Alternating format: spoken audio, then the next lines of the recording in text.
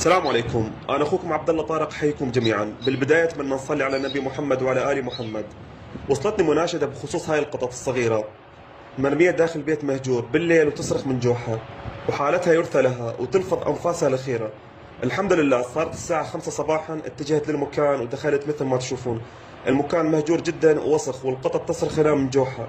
الحمد لله بعد البحث عليها عثرت على أول قط، ودخلت أبحث عليها داخل الغرف، والحمد لله هنا عثرت على القط الثاني. أصدقائي الطيبين، الحمد لله هنا انتهيت من إنقاذ القطط، عددهم 3 قطط تقريبا. عمر القطط قرابة شهرين إلى شهر ونص، والحمد لله كل القطط صحتهم تمام. نقلتهم للبيت وكانت القطط متعبة، وبديت أنظف جسدهم وقدمت لهم طعام طري، دجاج ومعلبات لحم حتى يكون سهل بالأكل.